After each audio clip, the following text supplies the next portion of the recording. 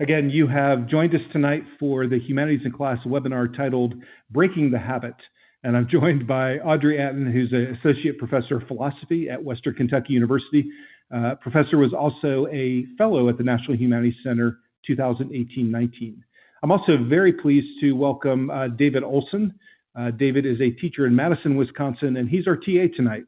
So as a member of the Teacher Advisory Council, he has pulled together some resources and lessons. We've put those in the folders. We'll be dropping links into the audience chat, and he'll be there to answer questions and to keep the conversation moving as well. So with no further hesitation, Audrey, I'd like to bring you to the microphone and hand you the PowerPoint, welcome you back to the center, at least virtually. Thank you for joining us tonight. Oh, thank you, Andy, for that wonderful introduction. It feels like coming home. Thanks to Andy, to Libby, to David, and everybody at the National Humanities Center that does such a wonderful job on programs like this and many others. So I am honored to be back. It was a wonderful year, and it's a great place to learn. So thank you all for coming today. Some of you may have seen the paper that started my journey on this research project. It was linked when you signed up for the webinar. If you weren't able to read it, that's okay. I think I'm going to review some of the stuff that was in there. And actually, I'm going to go in deeper for a lot of that stuff. But the original paper was called Breaking the Habit. And now I am actually working on a project which is essentially rewriting that paper because I wrote that paper as a graduate student trying feverishly to publish in order to qualify for a job, and I had no experience teaching in prisons at the time.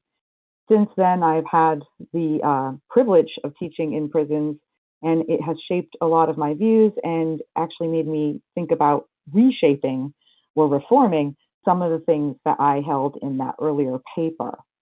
So that is why tonight I call this paper that I'm working on, Repeating Offense, What Aristotle Can Teach Us About Recidivism and How to Minimize It. So first, there are just some facts that might not be commonly known about incarceration in our country, in the U.S. in particular. We have a pretty big problem. The United States of America incarcerates more people than any other country in the world. Almost 2.3 million people in total are incarcerated right now. And while it doesn't look like a lot, that is quite a lot of our population. So 0.7% of the entire population right now is incarcerated. The U.S. is the highest in both the raw numbers of incarcerated people and the per capita incarceration. So a lot of times when people hear this, they think, oh, but how are we doing with per capita? And the sad answer is equally bad. While the U.S. population is a mere 4.27% of the whole world's population, its incarcerated population accounts for 22% of the world's prison population. And just to put that into perspective, that is more than China and Russia combined. And China and Russia are number 2 and number 4, respectively, on the list. Brazil just made it to number 3, but we incarcerate a lot more people. Now, 78.4% of the incarcerated people in the United States have been sentenced. I like to point that out because a lot of times people forget that people might be incarcerated because they're awaiting trial. There are some countries that do very poorly in this. Libya, for example, has the worst record. They've only sentenced 10% of the people incarcerated, so that means 90% of people in their prison haven't been found guilty yet. And you might think, okay, well, maybe the remaining percentage is innocent or will be found innocent. And just so that way everyone's aware, that is unlikely to be the case, especially if we are dealing with a federal prison system, because the U.S. has a federal conviction rate of 93%. Average state conviction rates are slightly below this, and they vary. So some are close to it, some are quite below it. But that just means that if you haven't been sentenced yet and you're incarcerated, the chances are that you will be incarcerated are pretty high, given our conviction rates in this country. Now, to make matters worse, and I promise this is not a completely depressing talk, it just starts out that way. And somebody asked, would I say prisons are big business? Absolutely, that will come up. But in addition to the fact that we are so good at locking up our own, it turns out that we're not very good at at giving them what they need to not be locked up again. So recidivism, the technical definition, is just the rate to which somebody would be reincarcerated after being released or having served a sentence or being paroled. In the United States, 67% of persons released from prison, and that includes those who are paroled and who have completed their time, had a flat sentence, will be rearrested for a different crime within 5 years. And that average, of course, is a feature or factor of the state prison and the federal prison averages, but it's pretty high insofar as the way other countries have it. Everybody has a recidivism problem, but ours is noticeably worse than the average country. And I do think that there are a lot of reasons for this. We can talk about it. What I'm going to discuss today is only going to talk about one itty bitty part of it. So you might ask, what is it that I have changed my view on? And before I do that, I think I missed a slide. Let me go here. So I first wrote about this in this paper, Breaking the Habit, Aristotle on Recidivism, and how a thoroughly vicious person might begin to improve. And so some of you have read this. Now, my views have since changed, largely because I've read more and especially because I've been inside a prison and taught there. So let's look at what's changed. I started teaching in prisons, and it affected my views previously expressed in my 2006 paper in a lot of ways, but noticeably, I reject the education solution in my earlier paper. And that is because what I was looking at as the education solution is a narrow view of what education is. It does not include college education, which I will discuss has different statistics. So I do rescind that. I endorse a significantly modified view that is a blend of the education solution and what I'm calling the rehabilitation project. Now, for practical and social justice reasons, I no longer endorse the conditional release of the earlier suggested program. So if you read that paper, you saw that in the earlier program, I thought people's release should be contingent upon completing the program that would help them become rehabilitated. And while I do believe that there are lots of people in the criminal justice system who are trying to work for forces of good, I have been disillusioned, and there are just too many people who are working for the wrong side that could easily abuse that. The profit motive is one example, to just keep people locked up unfairly, unjustly longer than it's necessary or just. Also, I think it depends on what the offense is. So I definitely would want to modify that. That is not something I'm advocating today. And we can talk about why later if people are interested. Okay, so I've got a few caveats and disclaimers that I need to get out of the way. This is what we philosophers do. We always start off with distinctions and what we're focusing on, what we're not. I acknowledge that there are many systemic problems that account for these statistics, and none of which will be helped by the solution I offer today. So I'm sorry. Again, I said this isn't going to be all sad, but it's going to be a little disappointing for just a bit more. Okay, these include racism and other forms of hatred and discrimination. Mass incarceration is it's not just a racist issue, but it is especially a problem with racism and systemic racism, profiteering of private prisons, and not even just private prisons, but even the not-for-profit prisons still get their funding based on the number of people in the prison. So there's incentives to keep people in longer. The war on drugs is a big problem. A lot of people think that if we were to stop the war on drugs, then this would solve our problem, and it would solve a good chunk. It's estimated that about 500,000 of the people in prison in the United States right now are in prison for non-violent drug offenses. And that would be good, but you can see that there's still well over 1 million, almost 2 million, that is still a really high number. So that would be a start. It would not be the entire solution. And finally, something that I have come to consider a generally insatiable desire for retribution and a lack of compassion and mercy. Turns out that in our country, at least, we are very interested in having people serve very long sentences and sentences that are comparably longer and punitive compared to the rest of the industrialized and developed world, and even some countries that are developing. Okay, so Now we're getting to something a little bit more positive. Most people who are incarcerated are basically decent people who have made a mistake. And by basically decent people, it could range from people who are great, good people. It could be people who aren't great, but they're not vicious or evil. So for my purposes, I am going to be thinking about the worst of the worst, even though I don't think that's the majority of people in prison. Now, some of recidivism accounts for poor impulse control and bad habits. That's something that Aristotle had a word for. He called it incontinence. We'll talk about it. So, for example, a lot of times people are rearrested for parole violations, addiction relapses. So while they might have been incarcerated for one crime, they are rearrested and reincarcerated for a parole violation that might not be as serious. But still, this happens more for whatever reason in our country than others. Some include bogus charges. I put a little star there.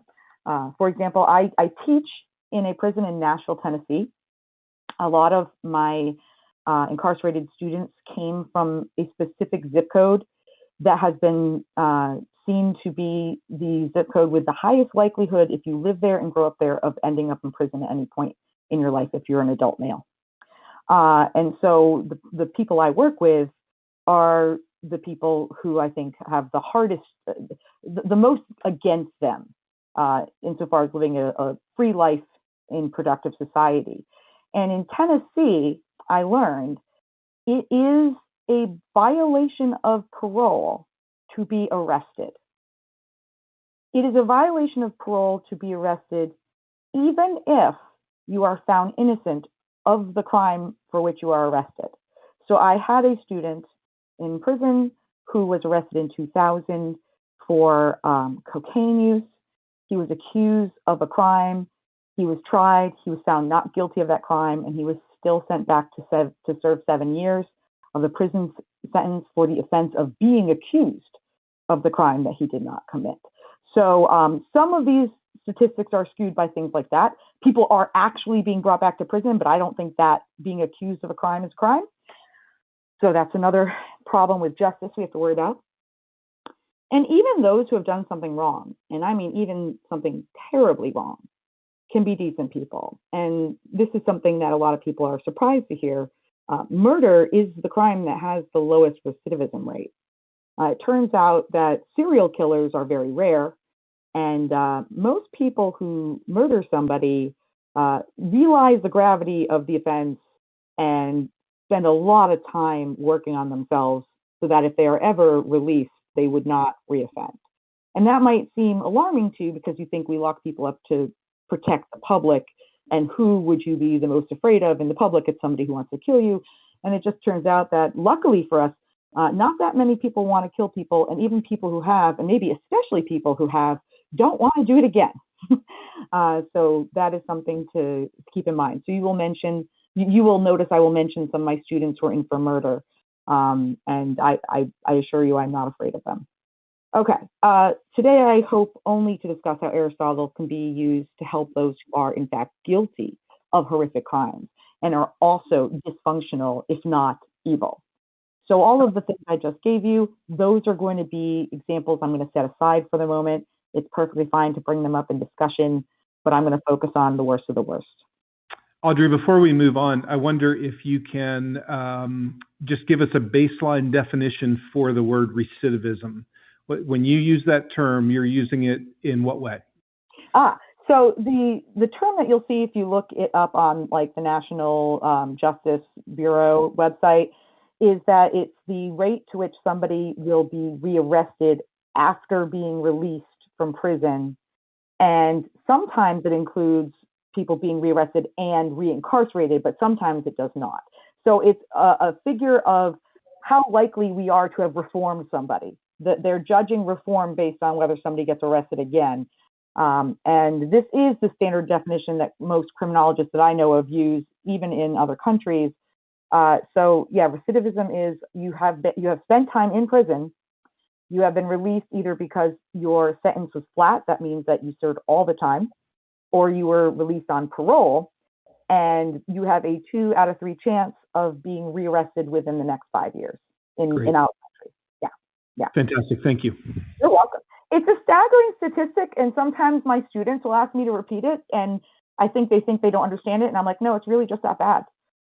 So I appreciate you asking, because I don't want anyone to think, that I'm not embellishing, I promise.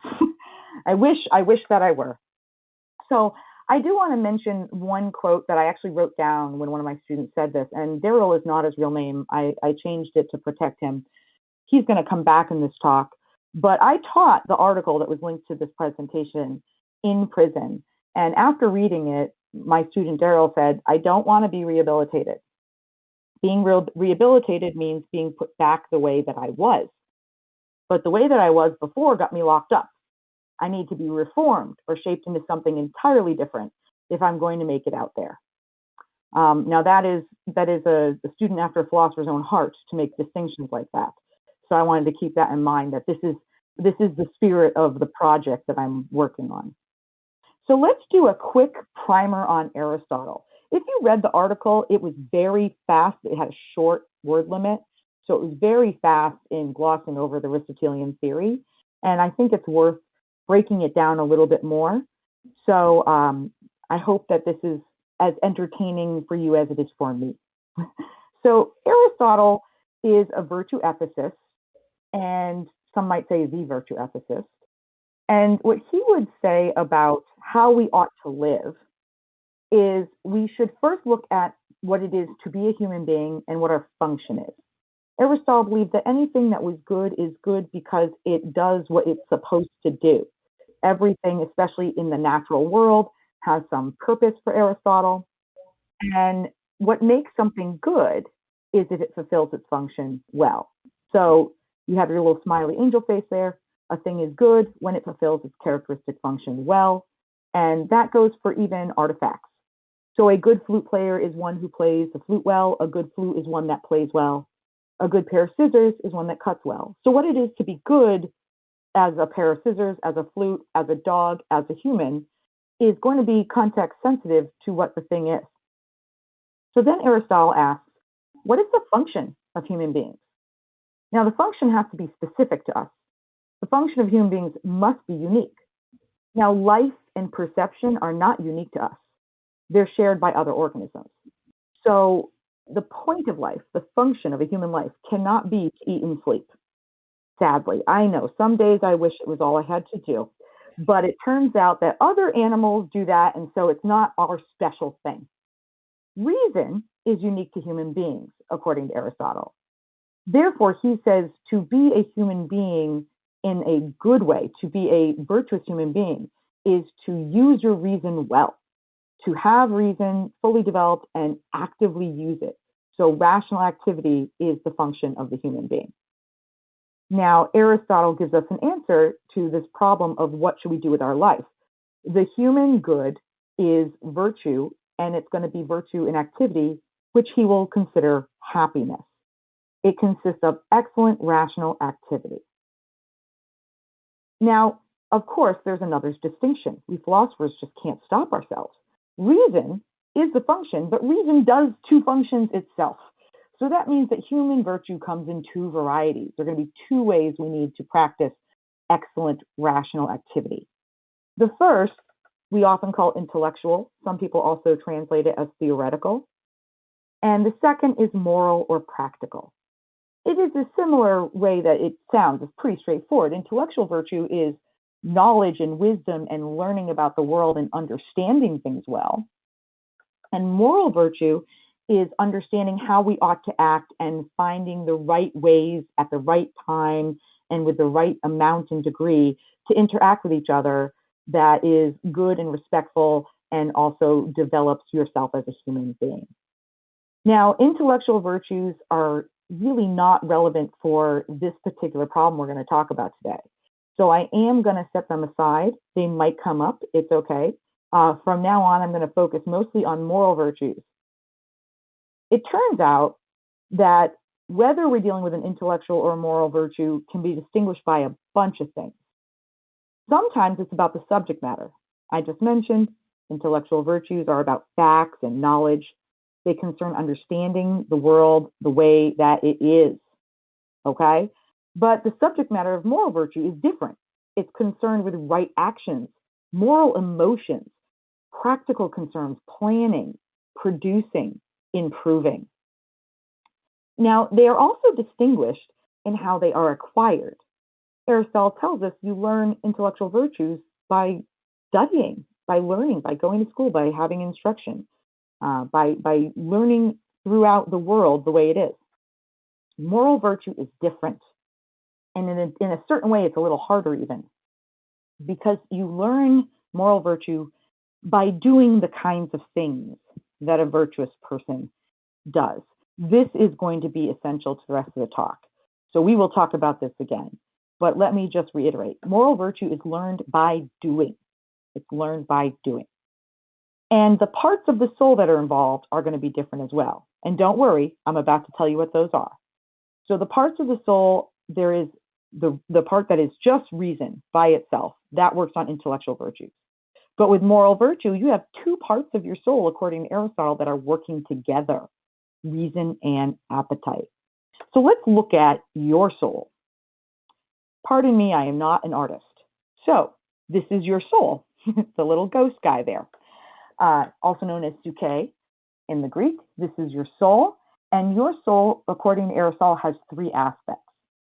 I should first mention that every living thing for Aristotle has soul.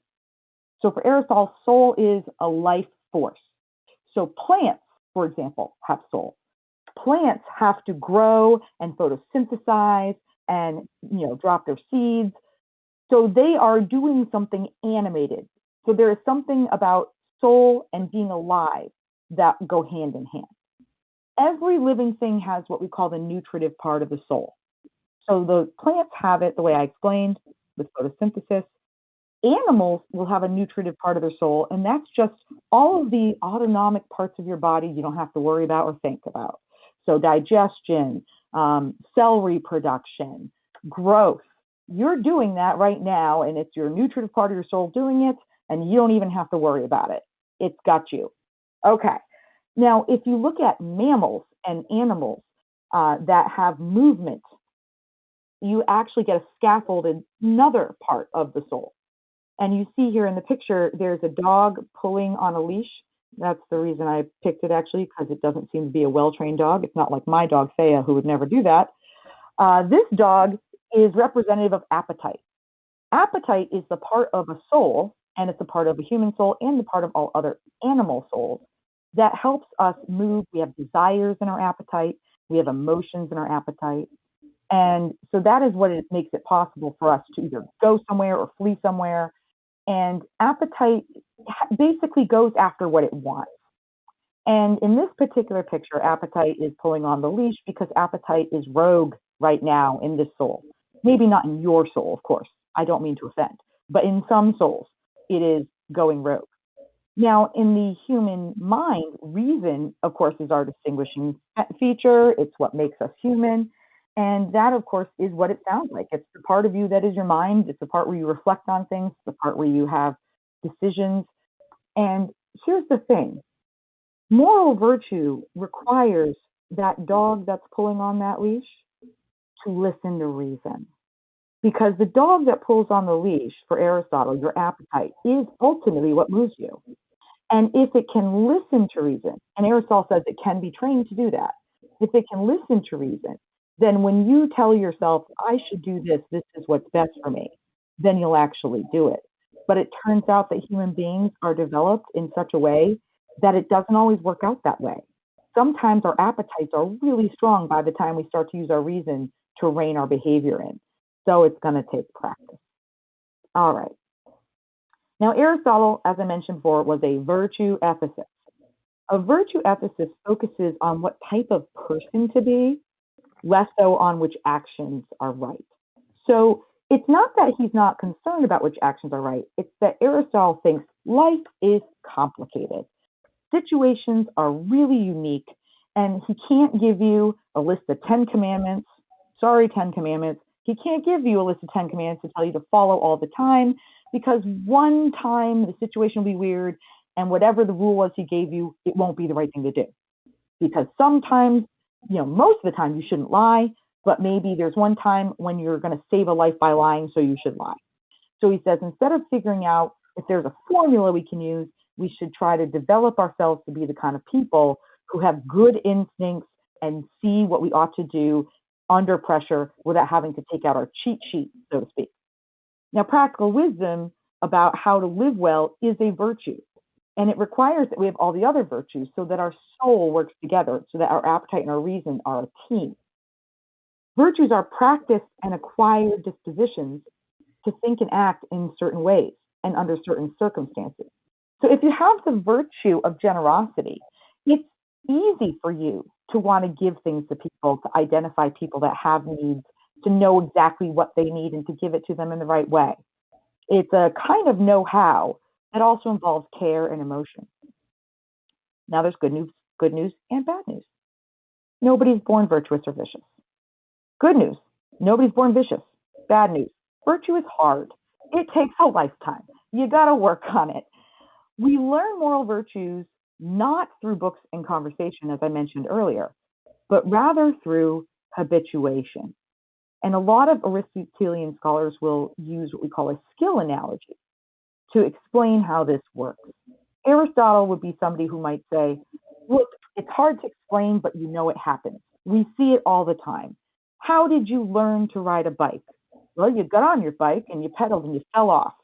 And then you got on your bike and you pedaled and you fell off and you failed better. And eventually you figure it out. It's a lot like bootstrapping, but it's weird because while it doesn't make sense in our minds, we see it all the time. It happens. So like developing a skill, like riding a bike or gymnastics or building a house or playing the flute, virtue is a sort of mastery acquired only through practice. And at first, you're probably going to be pretty poor at it. And that's okay. That's okay. Now, I like to also mention that virtue is difficult for that reason, because we're not really wired to like failure. And there are lots of things that you just can't learn without going through the failure. So the example I like to give, my mother was an English teacher, and I would ask her how to spell a word. And she would tell me to look it up in the dictionary. And I would say, well, I can't look it up if I don't know how to spell it. And she would say, try. And it turns out that she was right. That is how you learn how to spell words. You try to look them up in the dictionary and you try out different spellings. And yes, you don't know how to look them up, but somehow you just get better at it. You learn by doing. So for Aristotle, virtuous people see the world differently than the rest of us. The virtuous person sees morally charged situations differently than most people. The virtuous person just gets what needs to be done. Nevertheless, this understanding, or if you want to call it a grasping or perceiving, it cannot be taught or easily communicated. Seeing the good as good is a sort of emotional intelligence and know-how that requires practice and harmonious soul organized for the sake of the good. Now, here's the rest of us, if you're not a virtuous person. Common moral perception. There's hope. While many people might know what the right thing is to do in certain situations, the virtuous person understands why a given act is the right thing to do. So you and I might know stealing is wrong. We might know that we ought to pay our taxes. And so we do it because we know enough to make ourselves do the right thing. However, the virtuous person will understand fully why these things are good. So non-virtuous people might recognize something good as good, and maybe they merely recognize that the object is good. So we know generosity is good. Why? I don't know. It just is. They lack the complete understanding and full appreciation had by the virtuous person. They see the truth, but only partially or imperfectly the truth. I like to give the following example when I teach this in class. I know that if I turn the ignition in my key in my car, that it will start. I have no idea why. As far as I'm concerned, it's magic. Of course, there are people who are mechanics who actually understand how the combustion engine works. I am not one of them. So I might know something, but I don't understand it. Now, moral improvement is what we're at here because we want to minimize recidivism and we're working with the people that really need the most help. Moral improvement is about two things for Aristotle. It's about both changes in behavior and changes in moral perception. In fact, on Aristotle's account, ideally, changes in behavior will lead to changes in moral perception. So if you start to do things that are generous, you'll also start to see what is the generous thing to do more easily. It's literally a matter of practice. Now, at this point, I want to show how habit formation works, and I want to discuss how it can work for better or worse. Here's the rub. We develop habits, and our perception of what is good follows from them. And we can be wrong. We can be wrong. We might know that something is a certain way and then get the wrong reason for it. We might know that we shouldn't steal, but we also feel like we should provide for our family, and maybe we are going to have to steal because all those situations are complicated. So Aristotle says, look, this is how this works. You do something of a certain sort. You're more likely to do something again just by doing it once. Now, you start to become accustomed to that type of act. And we like being used to things. Whatever is familiar is fond to us. We develop a fondness for the familiar. We like to be comfortable. And then we consider pleasure indicative of the good. So if I do something a certain way over and over again, and I'm familiar with it, and I'm fond of it, and it also gives me pleasure because I'm comfortable, well, that's just going to make me think it seems good. And if it seems good, you're going to want to do it more. But of course, if you do something more, it's going to be even easier, and you're going to be more accustomed, and you're going to be more familiar. So you can see how this is a cycle. Now, the kicker here is this works for both things that are natural and things that are unnatural. It works both for things that are good and for things that are bad. So let's go with the natural one. It's really easy to develop a habit of sleeping and eating as a human being. I mean, when we're very young, before reason's even pretty much waking up yet, we eat when we're hungry and we feel better. And we're like, that was good. Whew, that was rough. I didn't like that. And then the next time we have hunger, we cry because we want to eat because we know what we have to do. And so it's natural to get habits of eating at certain times or sleeping at certain times or wanting to sleep when your body needs it. That's normal, and those, for the most part, are good habits. There are some things that are not natural but are still good. So, for example, Aristotle tells us that we should study. We should learn how to learn. We should be curious and try to learn things. And he says at first that's kind of painful because when you're a child, learning to read is hard, and then learning to understand what you're reading is hard. And so you get into this position where you have a lot of children. I'm sure we get a lot of educators here who might know more about this than me. But you have a lot of children where you want them to learn, and it seems like they like it, but it's exhausting. So it's really hard to get them to get up the next day and do it again. They're like, oh, I have to read today too, you know. So luckily, though, if students read and become accustomed to reading, and then they develop a fondness for it, it gets easier, and we love when things are easy, don't we? So if we think it's easy, we think it's good, so we want to do it more, and then you get really good at learning. So this works for the good as well. Unfortunately, it works for the bad. I had a student inside who was incarcerated for 32 years. He was sentenced in 1984. He was given a 242-year sentence, and he really rehabilitated himself. He's one of the biggest success stories that I've ever seen. But he would tell my classes, once he was paroled in 2016, he would come to my classes, and he would explain how he became bad, because he does believe he was bad when he was incarcerated initially. And he tells a story of how he and a bunch of friends were going to rob a shoe store in Nashville. And he was scared. And he knew it was wrong. And he was so scared that right when they were about to go in there and rob the shoe store, he had an accident in his pants. He was so scared that he literally pooped himself. And he just remembers how awful that felt. And they robbed the shoe store and they ran away. And then he said the next time he did it, he was scared and he had nervous feelings, but he knew what it was about, and so he just made sure he went to the bathroom before, and he was fine. And then they did it again, and then he wasn't scared anymore because he felt confident because they had already gotten away with it. And you can see how eventually robbing places was just no big thing to him.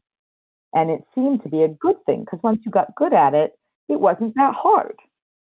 So this can work for both types of acts. All right. Now, at this point, Aristotle knows that we don't see the good the same way, that the virtuous person really gets it. Some of us who aren't bad but aren't good, we see it enough, like in a fuzzy way.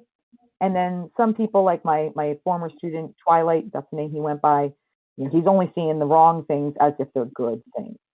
And so what Aristotle says is, look, we need a heuristic. We need something to help us get from one position of bad sight to a better position. And he gives us this thing we call the doctrine of the mean. Now, the doctrine of the mean is used to become better. So it's probably not something a vicious person's going to use, but it is something that the rest of us who have an idea of where our moral status is might use. So moral virtue, he says, is the mean between two vices, one of excess and the other of deficiency. And it's important that I explain that this excess and deficiency are excesses and deficiencies of character and feelings. So it's not like Aristotle is saying, if you murder a little over here and donate some money over there, things cancel out. That is not what he is saying. There are good acts and there are bad acts, and they are that way no matter what character you have. Okay. So for every character trait and its corresponding emotion, there can be too much or too little displayed, even in a right action. So let's look at courage. Courage is a virtue. It's in the middle. Now, you might think if you're a courageous person, you can't be afraid of things. Aristotle says that's wrong, that if you have no fear, you're rash.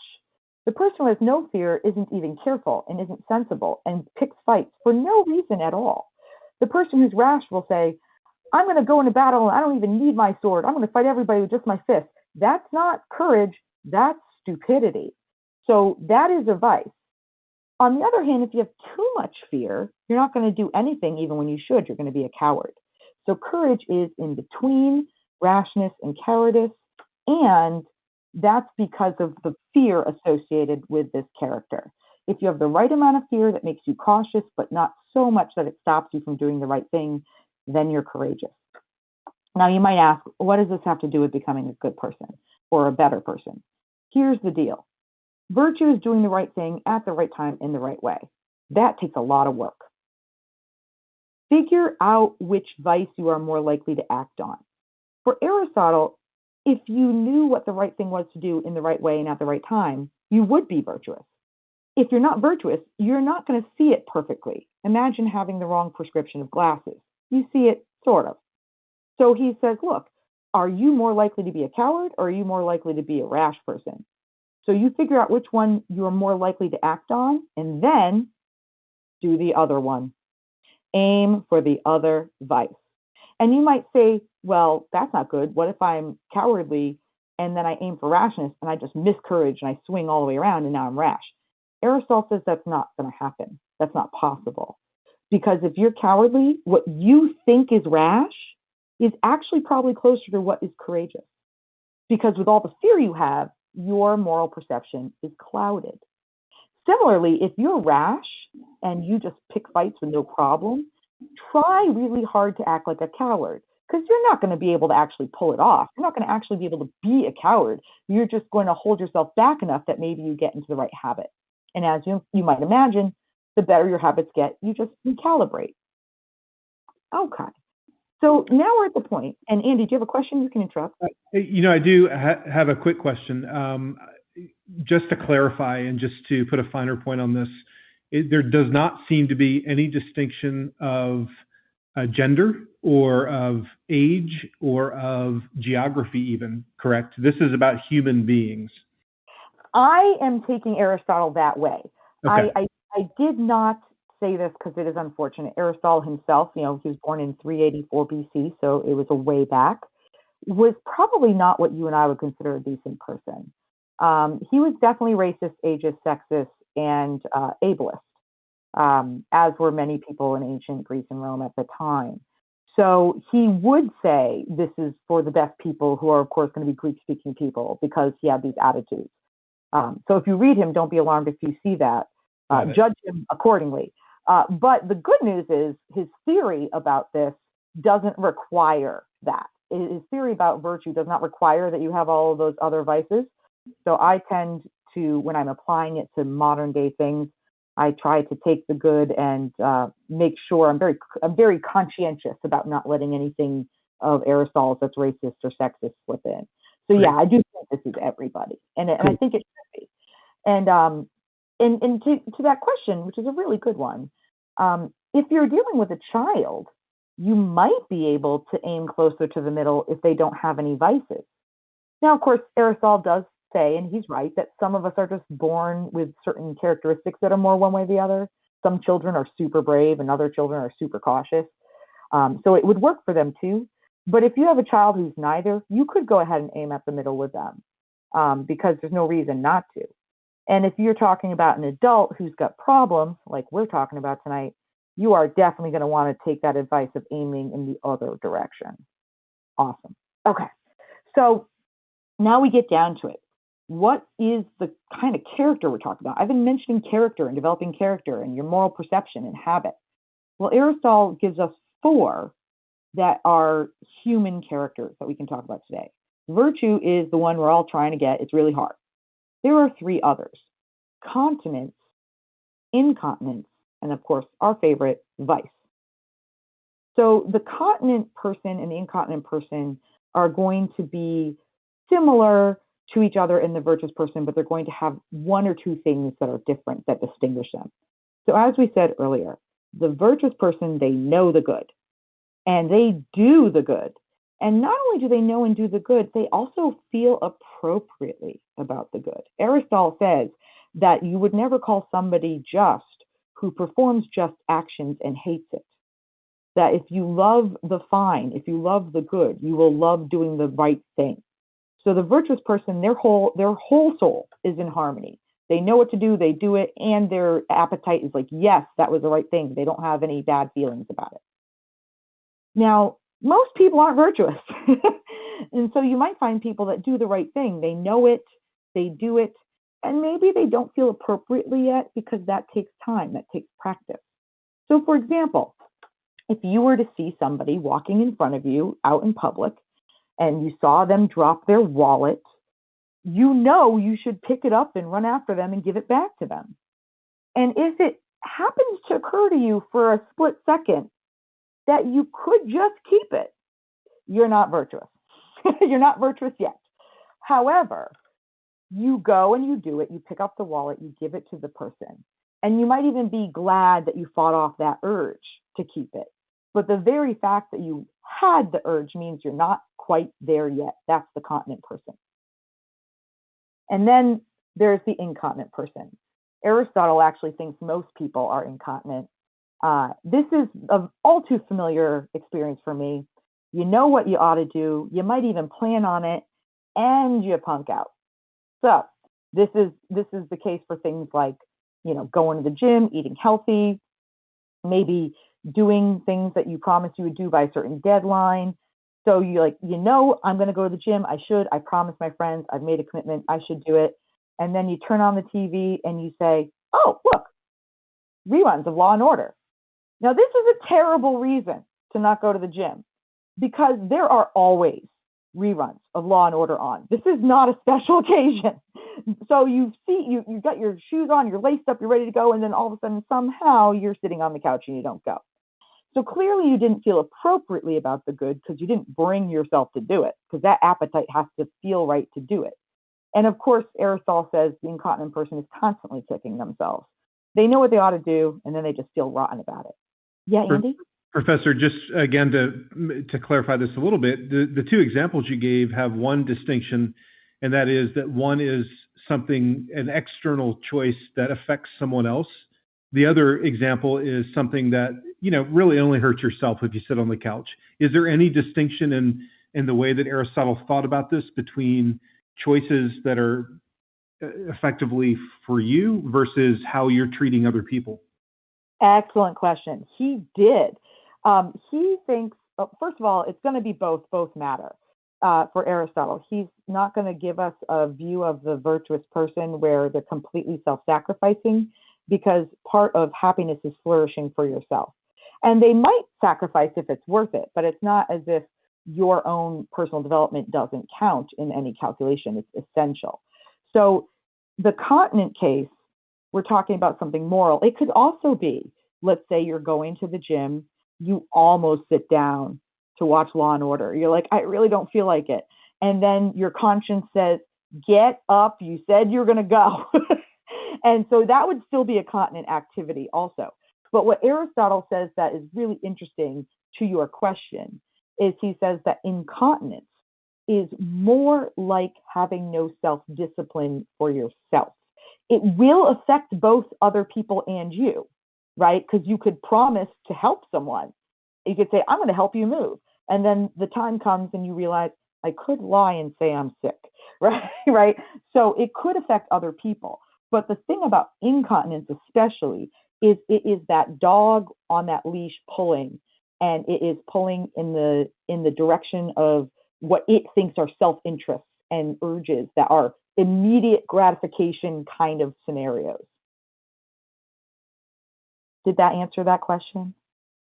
It did. Thank you very much. Awesome. Okay. And now we get to the last one. Oh, I'm sorry. I did not click the right thing I was supposed to click. Let me get there. Okay. The vicious person. And my students always fight with me on this, and I think that they're right to want to fight it, but I do think Aristotle's right about this ultimately. The vicious person does not know the good. They don't do it, and of course they don't feel appropriate about it. Now, you might be looking at this and say, wait a second, Audrey. If the incontinent person does something wrong and they knew better, isn't that worse than the vicious person? And actually, it's not in the following sense. When I say the vicious person doesn't know the good, what I mean is it's not like they're unaware of the good the way a 2-year-old doesn't know the good. It's not like they weren't informed. It's they think something truly awful is good. They have decided on something else as a priority. And in the book that I'm working on, that I was working on at the center, I argue that vicious people have a history of being incontinent. I think people become incontinent first and then slide into vice. So I understand the impulse to say it's worse to knowingly do wrong than it is to unknowingly do wrong. But when the vicious person unknowingly does something wrong, it's like they're saying, yeah, I killed the guy, so what? They're not saying, oh, killing is wrong. I didn't know that. It's not a matter of being naive. It's a matter of just thinking everybody else is a sucker, and they know that you think it's wrong, and they just think you're silly, and they know something you don't. So that's why it's ignorance in the sense, Aristotle distinguishes between being ignorant of a fact, like if I open a door and I don't know somebody's behind it and I accidentally hit them, I was ignorant of the fact that somebody was there. And then he says there's another kind of ignorance, which is what vice is. I like to call this ignorant. And so that's somebody who, punches somebody in the face and feels like they don't need to apologize because that's just what, the tough people do. It's a different kind of ignorance. Okay, so that's what we're dealing with in this talk is the vicious people, because here's the thing. Their moral perception is so entrenched and so ingrained by the time you become a vicious person that in order for them to change, they would have to act differently than they do. However, they won't act differently than they do if their entire soul is in harmony, wanting the wrong thing. So we have this problem of self-perpetuation. If you've got a vicious person in prison, maybe they think that, the law is a joke, and they think breaking the law is the way to go. They think, might makes right. They will never on their own try to act differently to become a better person, because what you and I think of as a better person, they think is a sucker. So the only way for them to improve is to act differently than they do, but they have absolutely no reason in their own internal motivational system to act other than they do. It's a very strong link between habit and how you see things. So in the next slide, this is in a way manufactured, but I want to give people a view of both the general population outside of prison and in prison, and how prison itself is going to pose a really serious challenge to anybody who wants to get better. So let's pretend we're looking at the general population. Aristotle says there aren't that many virtuous people. It's really hard. So the blue part of the pie there, I just arbitrarily said that's about how many virtuous people I think there are. He also thinks that there are fewer vicious people than most people. There are more vicious people than virtuous, but they're both pretty rare. So it is really hard to be virtuous, but it also takes a lot to be that rotten. You see the kind of gray or taupe slice there? That's what I call pre-character. Character takes a long time to develop. So that's where your children and your youths are, who haven't really decided what kind of person to be yet. The red piece of the pie are the incontinent.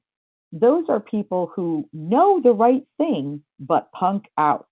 And they are going to be very important for this discussion. And then you have the green pie. Those are the continent people. They ultimately do the right thing.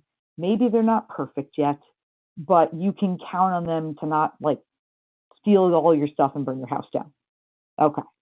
Now, let's look at the prison population. Again, I made this up. It's an unscientific guess of the moral condition of people in prisons. There are some virtuous people in there, and there are some continent people in there. It's kind of sad. These are the innocently convicted. There aren't many of them, thankfully, but there are enough where it's a problem and we need to worry about it. For example, recent studies have found that 1 in 25 people on death row were wrongfully convicted. That's not good. 4% of people on death row did not actually do the crime for which they've been sentenced to death. That's terrible. So our justice system is imperfect. That is why I have them there. Now, you'll notice that I don't think the majority of people in prison are vicious, but you'll also see, if I could go back to the other slide, that there's a lot more percentage of vicious people. So you're in prison and you've got people who are mostly incontinent. Most of the people in prison do know what they shouldn't do. They do know what they should do. And they just have, impulse control problems or consistency they need some perseverance there. Or maybe they just need the resources and help to be able to get themselves to do the right thing. That is the majority of people in prison. It was also a good amount of people outside. It's just a lot more of the people in prison. Okay. And then alas, we have a few pre-character people because there are some children who are incarcerated because they did certain crimes that they were tried as adults. So let's just imagine that this is the prison population. Aristotle is also clear that the human being is a social animal. He tells us man by nature is a social animal. Some people translate that as a political animal. And he says, he who lives alone is either a beast or a god. So this is important because we have to remind ourselves not only the past of people that we're trying to rehabilitate, but also the company that they will be forced to keep.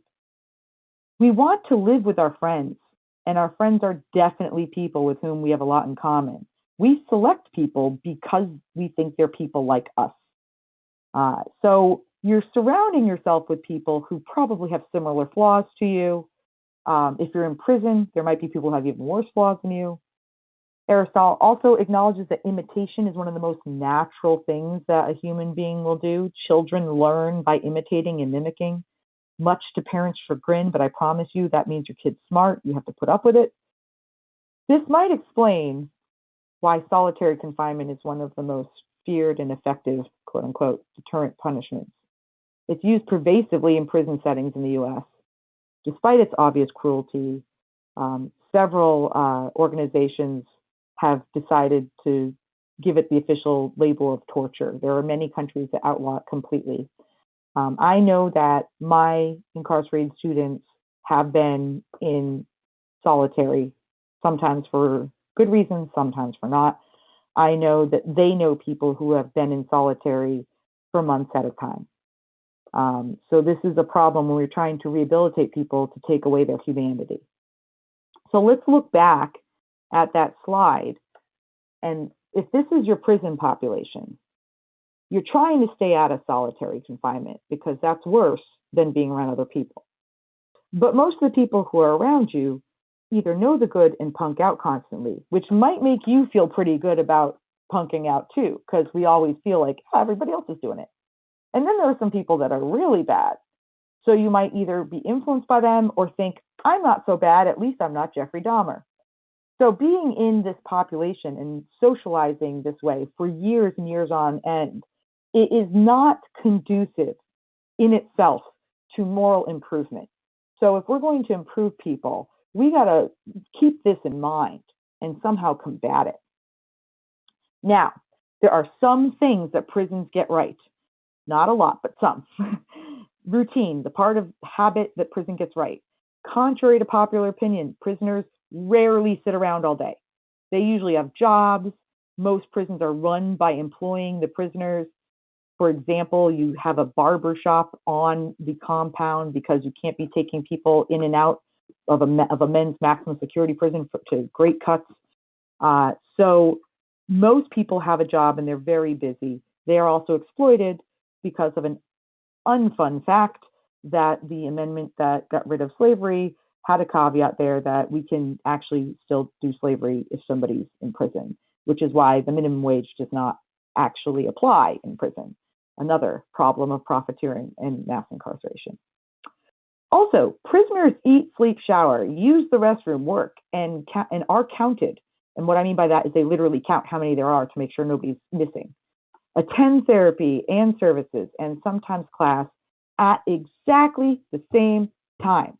And I'm emphasizing this because I think people think of habit as mechanical or maybe having a schedule. And it's more than that, what I'm endorsing, because the prisoners have a schedule. They have habits.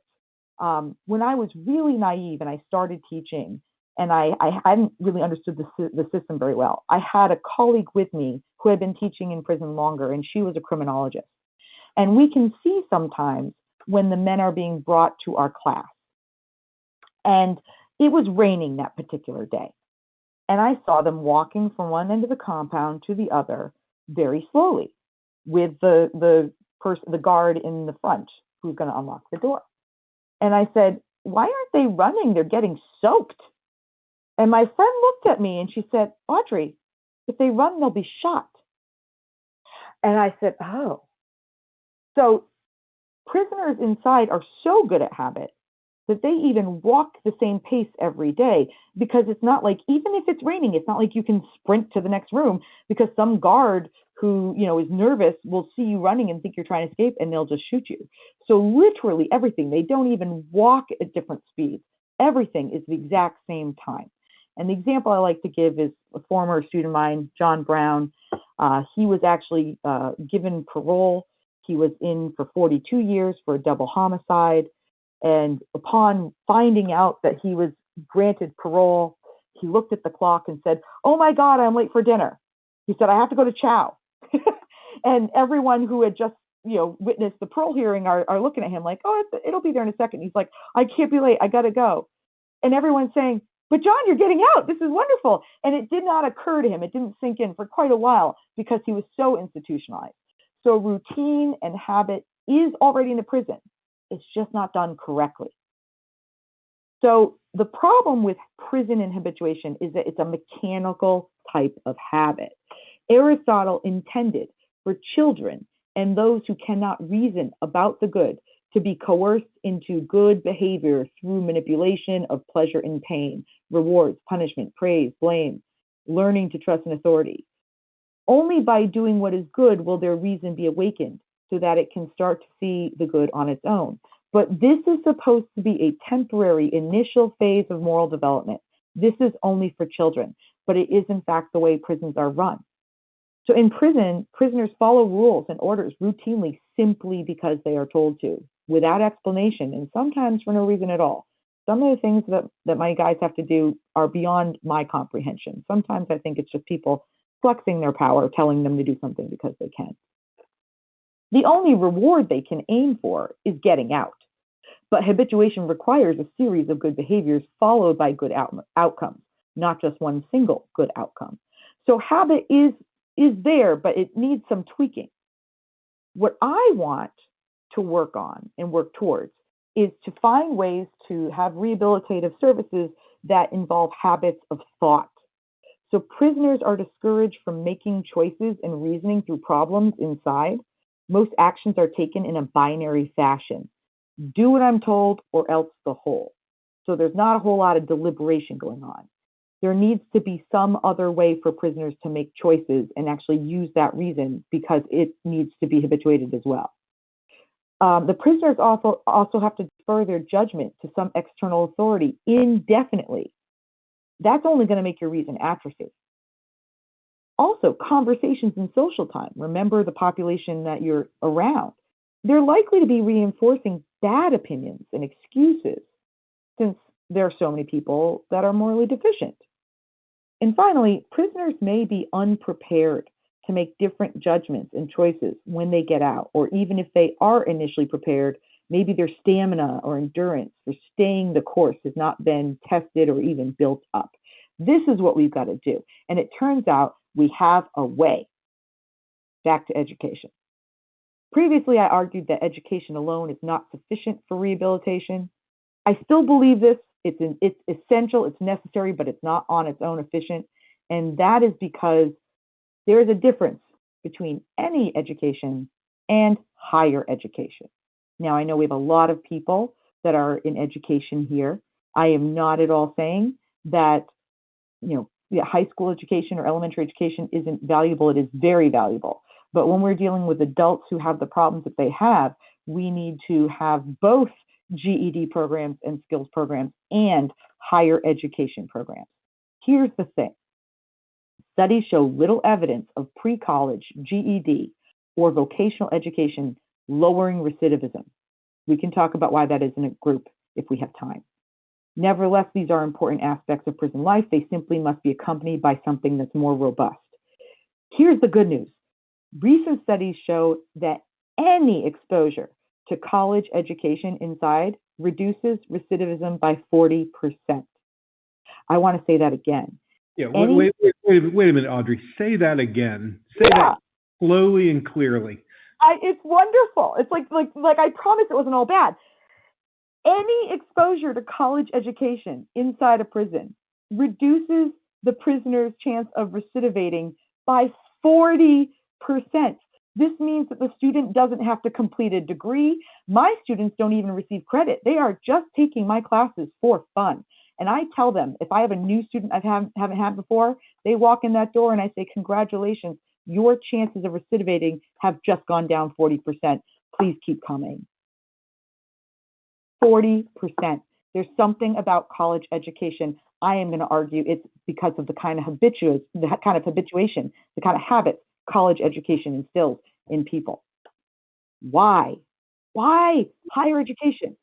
Of course, everyone says they do critical thinking, but there's a certain level that you cannot expect a child to do, and there's a certain level in college that you must expect for something to be a college accredited class. Also, we do a lot of what Aristotle said we should do, learning while doing.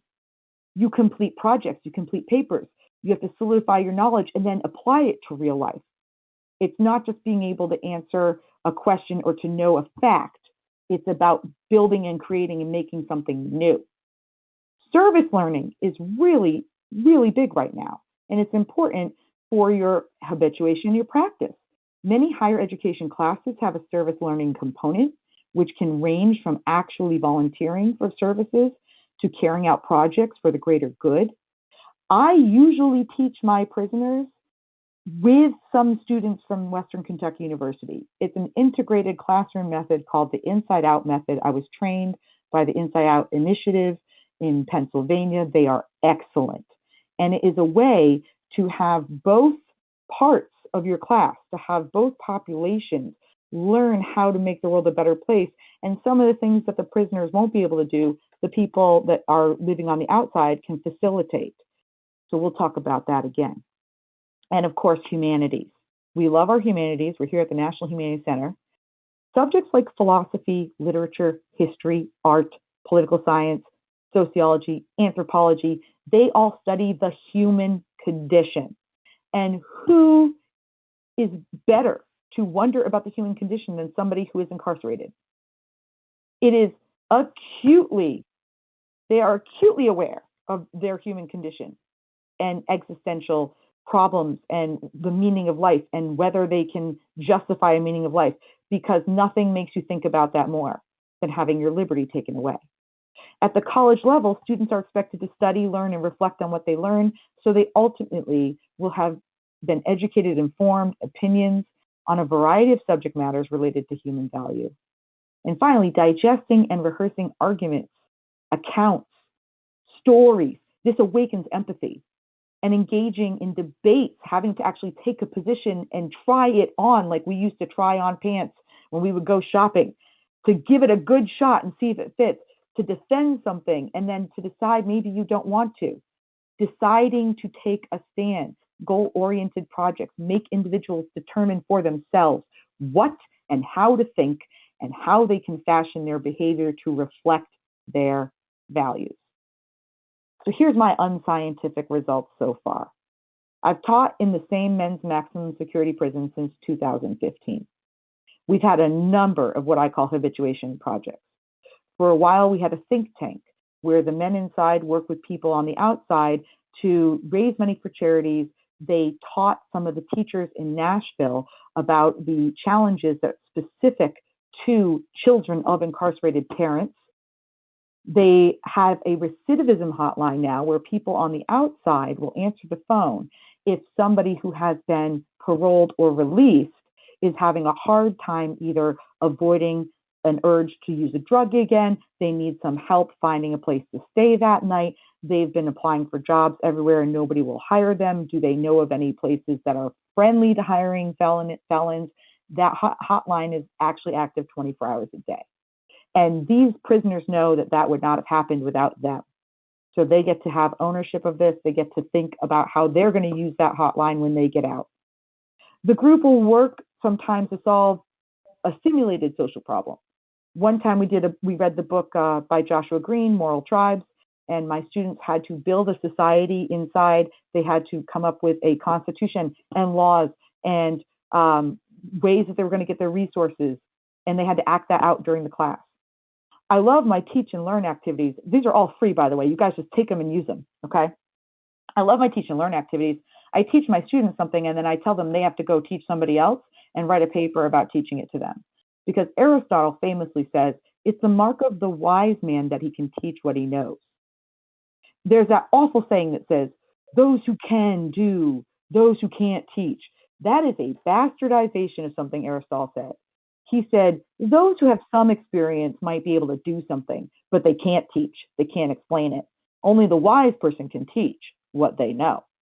So in order to solidify what I teach my students, for example, I made them teach some other prisoner who was not in my class the doctrine of the mean, and then write a paper about it.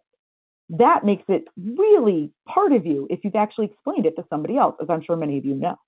We have in-class debates. I have my students write letters to them about philosophy and they write back. I think I heard Andy had a question. Do you want me to pause? No, I'm sorry. I was typing. I was actually, because now you've asked me, I was doing a quick Google search for Twilight to see if I could find him online to drop it in the audience chat as a speaker. I'm sorry, keep going. Oh, that's fine. And he would be glad to, honestly. His name is Raymond Stewart, Stewart. He's published some books of poetry while he was inside. So you can actually find those on Amazon. And I'm happy to give you all of this research. But Twilight has famously negotiated ceasefires between gangs in Nashville since he's been out, because he was in a gang and he knows the kind of mentality that gets you in there. And he knows how to help people to get out of that situation, because it's very psychological. It's not just a matter of habit. My student Dwayne was the first student in Tennessee, the first incarcerated person in Tennessee to undergo a justice reconciliation meeting. He had killed a man when he was in his 20s, and that man had an infant son at the time. Fast forward 18 years later, the infant son wanted to confront him. This is something that we consider restorative justice. And Dwayne, being a good reform person, wanted very much to satisfy this person's desire. And Tennessee had never had anybody do this. Dwayne actually petitioned and fought for years to give this person the right to basically come into prison and yell at him because he thought it was the least that he could do. And I was very lucky that they finally got it approved. It happened the day I was bringing a class in anyway. And Dwayne came up to me at the beginning of class and he said, all right, if I take some time to mention how this went today? And I looked at him and I said, not only is it all right, forget the script. You're teaching today. And we listened at the edge of our seat for 3 hours while he described his crime, how he was afraid when he was young, how he joined the gang because he thought that fear gave you respect. And so he was always trying to scare other people to make himself feel like he had respect. He talked about how this young man was so angry with him at the beginning, and he just acknowledged it and said, yes, I know, you're right, I am sorry. And by 3 hours later, they're both crying and hugging. There are ways that we can have punishment and rehabilitation work towards the good. And a lot of my guys are doing it on their own, and I'm just privileged to be able to witness it. So I have had the pleasure of teaching approximately 90 incarcerated students over the years. And I know more than a dozen who have been released since I have met them. Now, I only know one who is back in prison, and sadly, it's Daryl from the beginning. Daryl, I think, is incontinent. He gets it. He knows. His comment was so poignant. But he got out, and he didn't want to be poor, and his job before he went in was being a drug runner, and he eventually started doing that, and he got caught again. So I'm not giving up on him. But I think it was a reality check for me to realize that while I have seen a lot of success, what these guys are doing is pretty remarkable and it's pretty incredible. And if one of them backslides, then that's just the way the numbers work. It's really amazing. If you look at 90, like between 12 and one person leaving, that's 8% of recidivism rate. So less than 8% of the prisoners that I have taught who get out end up being rearrested and come back. And I'll take that compared to the 67% that the rest of the country is working on. So I like to say future studies are needed for more reasons than one. I hope some of you look up the Inside Out program and learn how to teach inside, because you could be part of the solution. You could end up having recidivism rates lower than the country, like I have found. So I don't want to go into it too much because I know we have limited time and I want to make sure people have a chance to ask questions. I wanted to let people know where this project is going. I always taught Aristotle in prison for about a week, and then I moved on to another subject because I was teaching a class that was broader than Aristotle. Now I want to teach Aristotle exclusively, or not exclusively, but I want to teach a whole class on it in prison. I was able to do that once in August of 2019, and I planned on doing it again, and then the pandemic happened. So I hope in a few years that I will have data to share with you about people's reactions. I have some surveys I want them to take before and after about what they learned from Aristotle and habit and applying that to their own reformation. And some students have already brought up issues like, is a habit the same thing as compulsion or addiction? What is routine? Is routine good or bad, or does it need to be supplemented by something else? So teaching Aristotle was really good the first time. I'm going to have to do it a lot more. And I wasn't expecting that I would take so long, so I won't read all of this to you. But suffice it to say that my students who took Aristotle already were very impressed by Aristotle's view of what a primary friend is, because a primary friend is somebody who helps you become a good person. I like to tell my students, good friends don't let friends be jerks. If you have a good friend, it's somebody that helps you see your flaws and make you better.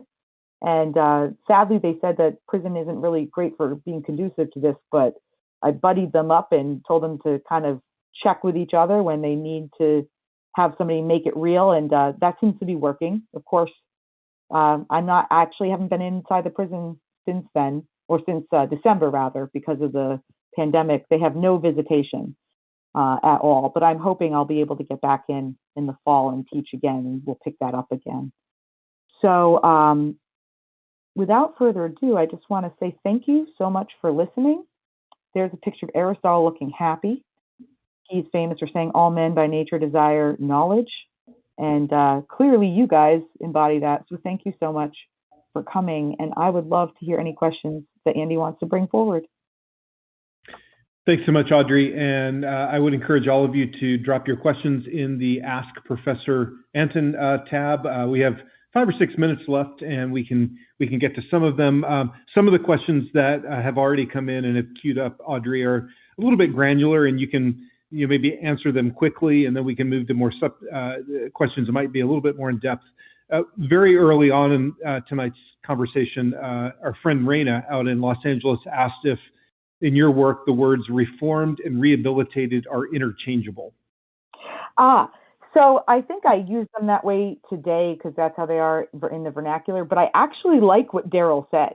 I actually like the idea that if you say reformed, then you're expecting that what you become is new and different and hopefully better.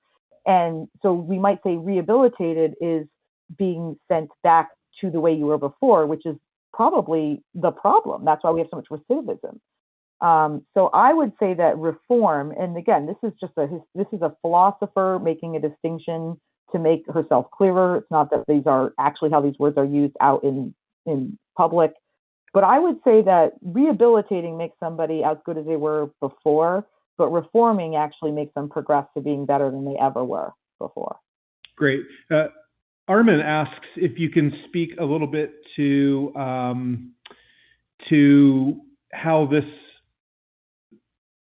is affected by any kind of emotional disturbance or unhealthy variable. I mean, what happens when someone's sick or when someone is damaged in some way?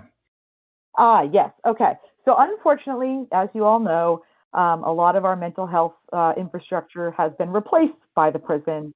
And in fact, I'm glad you asked. My prison is the only men's maximum security prison in Tennessee to have a hospital on site.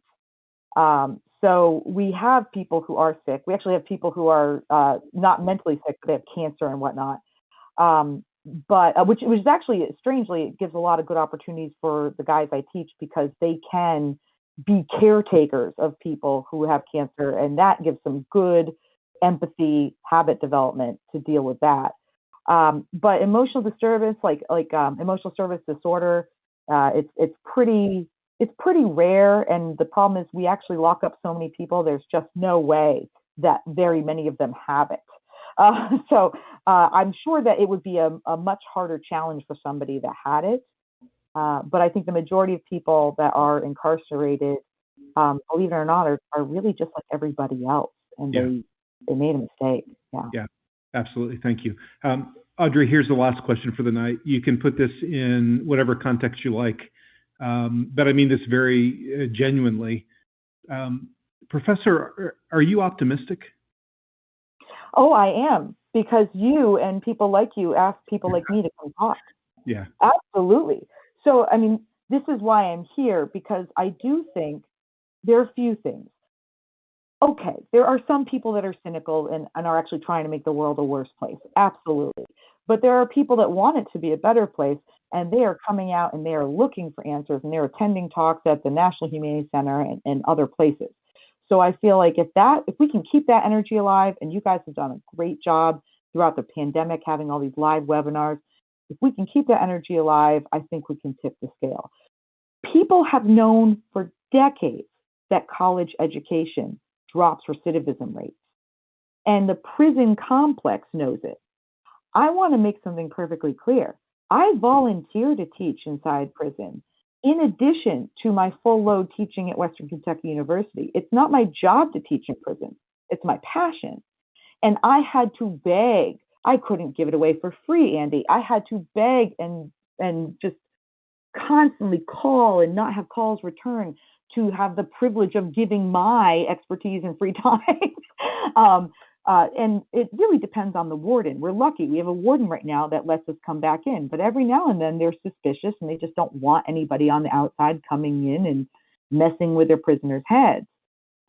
So if we can get more people like the people here at this program to learn how to teach inside prison, to bring the expertise that they know, to bring their compassion and hope for other people to get better, and we actually have a critical mass where prisons can't just say, oh, it's a security threat, we don't do that here, then I do think we can have a lot of change. The problem is that it's really rare. We see it on TV that there's all these programs in prison. There really aren't that many programs in prison. And they're usually job-oriented programs, which is great if you could get a job. But if you are a person in a state that has what we call the box, you're a felon, that means every time you apply for a job, you have to check a box that says you're a felon. And of course, most employers will see that and never, ever call you back. So what good is job training if you're going to be homeless and unemployed anyway? So we need to help the people that are training the prisoners for jobs by also giving them the kinds of tools they could possibly need to be able to navigate those situations. And we could also have more presentation of people like Twilight, like Dwayne, like John Brown, so that way employers won't be so reluctant to hire people and give them another chance. Maybe there's some policy person out there listening to this talk right now who might try to write a bill or encourage or lobby for there to be an incentive for people to hire people with felony convictions. We aren't there yet. We aren't there yet, Andy, but we could get to critical mass.